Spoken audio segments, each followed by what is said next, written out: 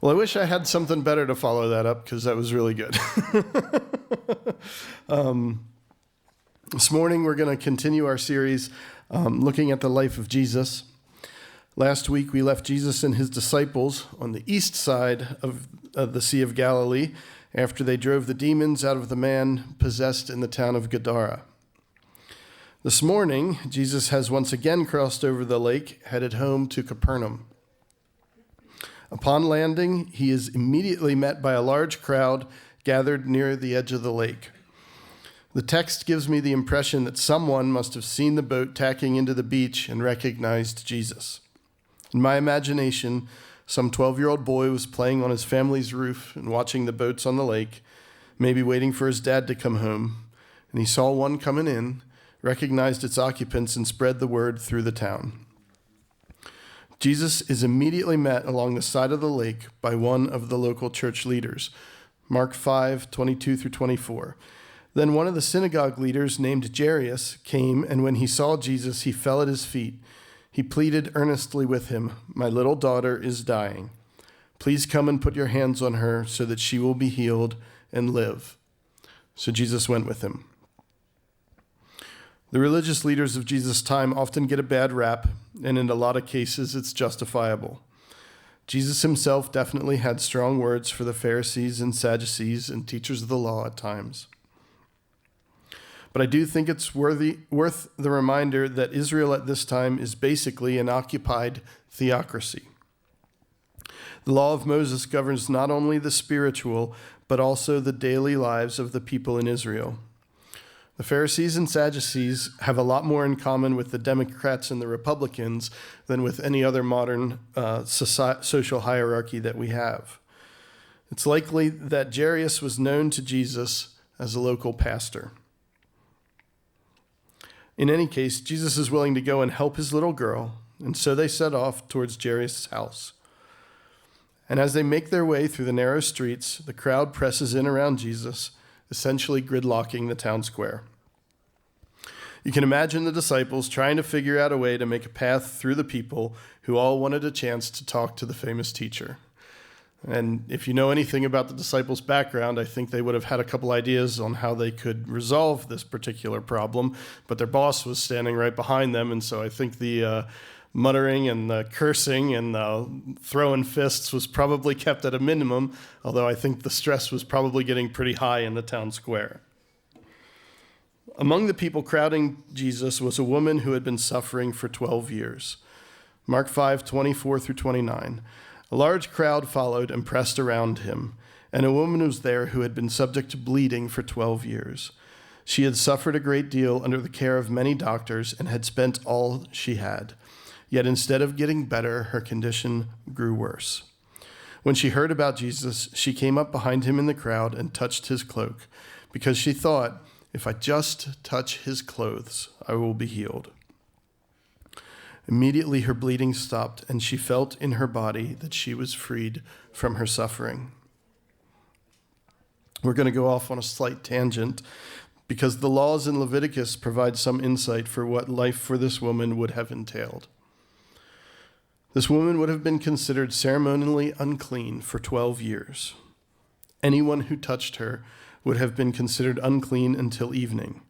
Anything she touched would be considered unclean until it was washed, and anyone who touched anything that she had touched would be considered unclean until they bathe. She would have been barred from temple worship or any places deemed sacred. She was likely quarantined from normal social life.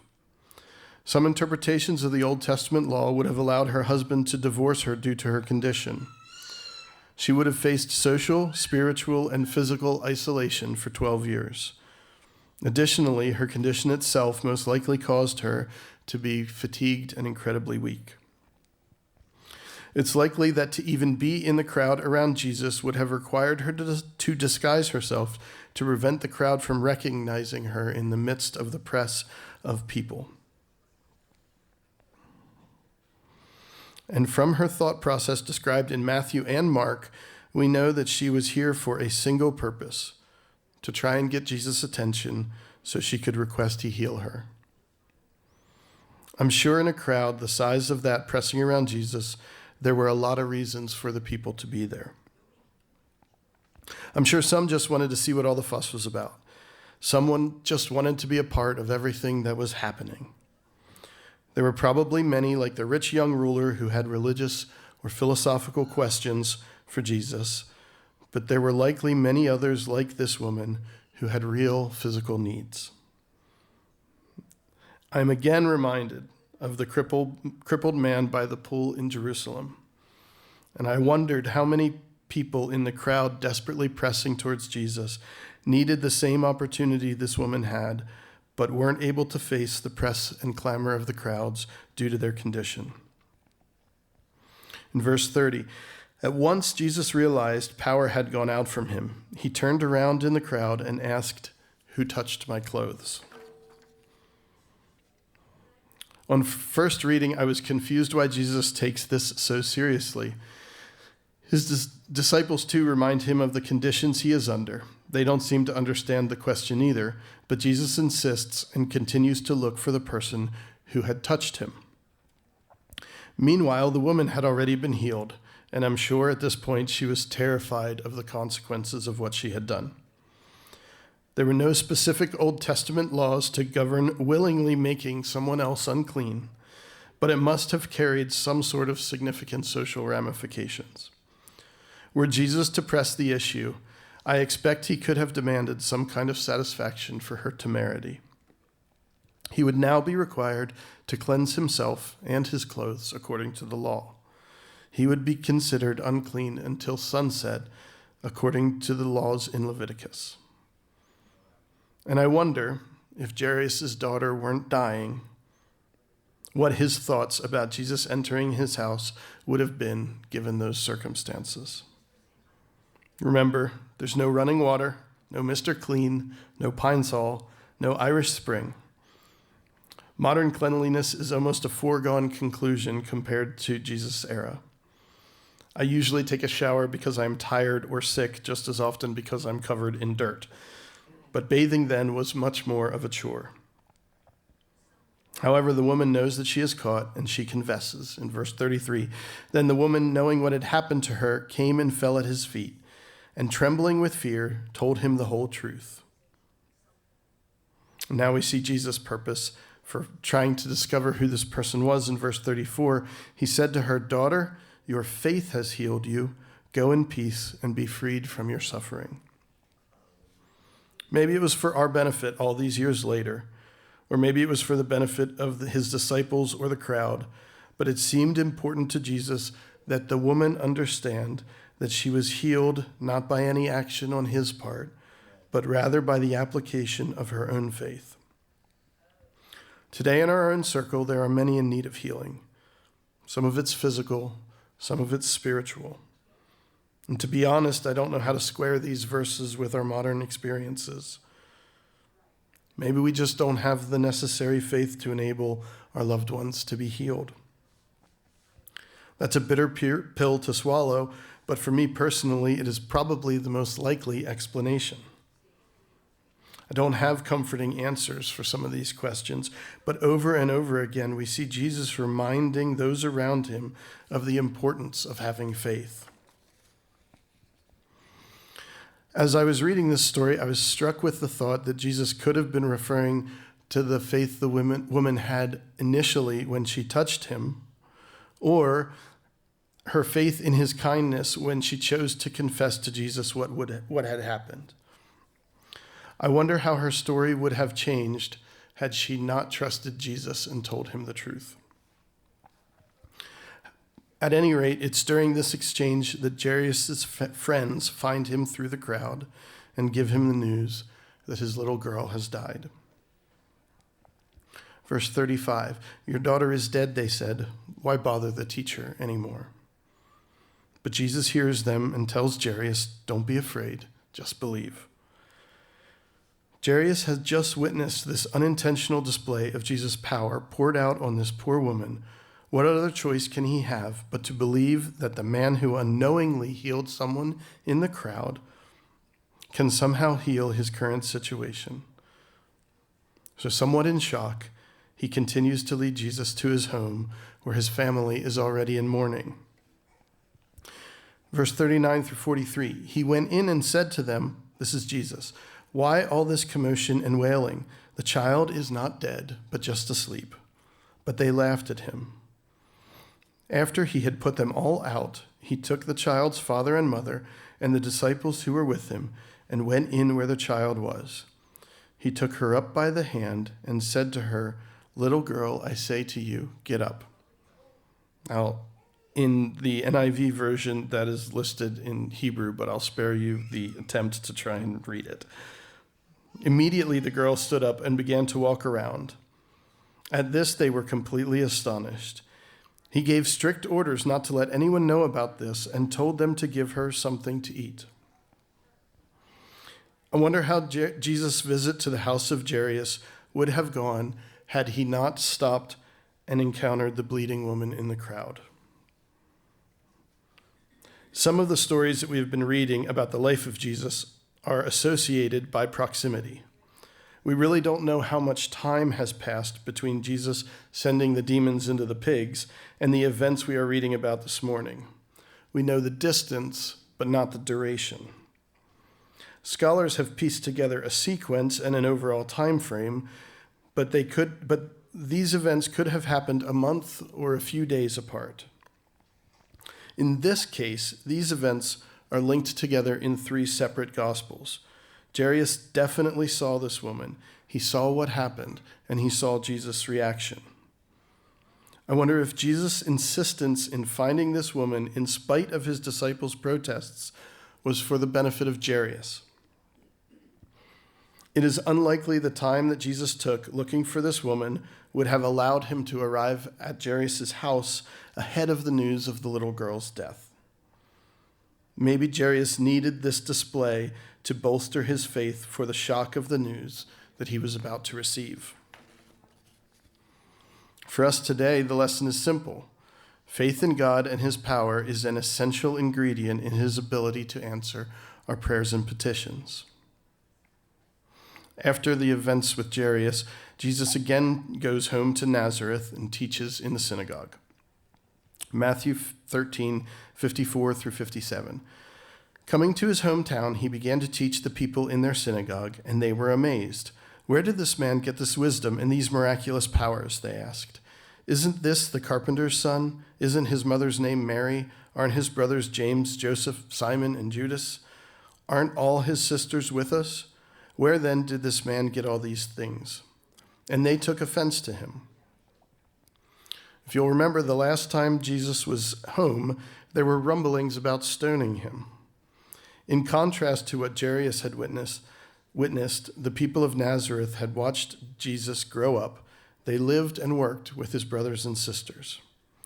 While the rest of the region was able to see Jesus for who he is, the people of his hometown were only able to view him as a little boy that they had known while he was growing up. But in light of where we have come from this morning, the most profound verse is verse 58. He did not do many miracles there, that was Nazareth, because of their lack of faith.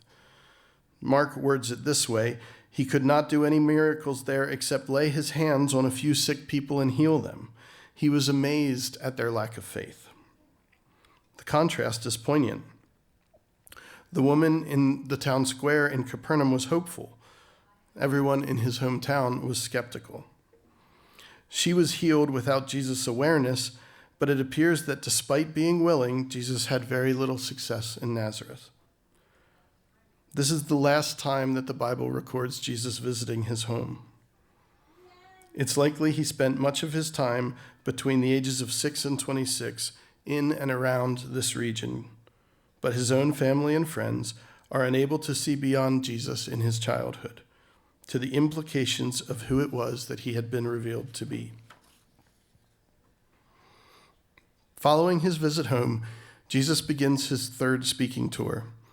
This time he handles things somewhat differently. Mark 6 through 11. Then Jesus went around teaching from village to village. Calling the 12 to him, he began to send them out 2 by 2 and gave them authority over impure spirits. These were his instructions. Take nothing for the journey except a staff, no bread, no bag, no money in your belts. Wear sandals, but carry no extra shirt. Whenever you enter a house, stay there until you leave the town. And if any place will not welcome you or listen to you, leave that place and shake the dust off your feet as a testimony against them." We don't really have a lot of insight into the mechanics of how this went, but I expect that as Jesus traveled through the countryside, he sent his disciples out on side quests to preach and teach and heal the sick at locations outside of Jesus' intended route. We don't get the impression from the text that Jesus spent a lot of his time alone. It was likely that pairs of his disciples were always going and coming as Jesus moved along his path. This account is mirrored in Matthew 10, and in that account, the warnings Jesus gives his disciples are less than encouraging. Matthew 10:17, "Be on your guard. You will be handed over to local councils and be flogged in the synagogues." Verse 22, "You will be hated by everyone because of me, but no one who stands firm to the end will be but the one who stands firm to the end will be saved." Verse 34, "Do not suppose I have come to bring peace to the earth. I do not come to bring peace, but the sword." However, tucked inside his warnings and instructions are an abundance of promises and hope. I don't have time to read all of Matthew 10 with you this morning, but please take some time this week to dig into it. The instructions Jesus gave to the 12 resonate today and provide a lot of instruction and hope for how we should approach the world that we live in. I will read just one short passage that Jesus shares with them as they depart on their journeys. "Do not be afraid of them, for there is nothing concealed that will not be disclosed, or hidden that will not be made known. What I tell you in the dark, speak in the daylight. What is whispered in your ear, proclaim from the roofs. Do not be afraid of those who kill the body, but cannot kill the soul. Rather, be afraid of the one who can destroy both soul and body in hell. Are not 2 sparrows sold for a penny? Yet not one of them will fall to the ground outside your Father's care. And even the very hairs of your head are all numbered. So don't be afraid. You are worth more than many sparrows." This journey through the Galilean countryside is Jesus' third and final preaching tour in northern Israel.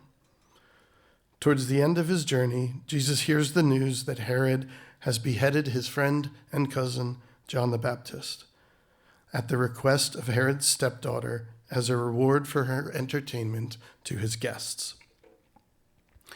These events seem to have an impact on Jesus, and he attempts to take some time away from the crowds to reflect and mourn John's passing. This also marks the end of Jesus' Galilean ministry. He crisscrosses through this region several more times on his way around the larger area, but we will never again see him preaching along the Sea of Galilee to the large crowds that came out to witness the young and charismatic new preacher. Jesus' ministry is now established, and complications are arising both inside his circle and with the political and social classes in Israel. These complications will continue to fester and ultimately lead to his encounter with the cross. Jesus' intention from the time he began his ministry was to live a life free of sin so that his sacrifice on the cross would be sufficient to pay for the sins of us all. But the path he took and the choices he made during his life and ministry are the roadmap for how we should live our own lives and provide insight into the heart of God and his will for us, for each of us today. Let's pray.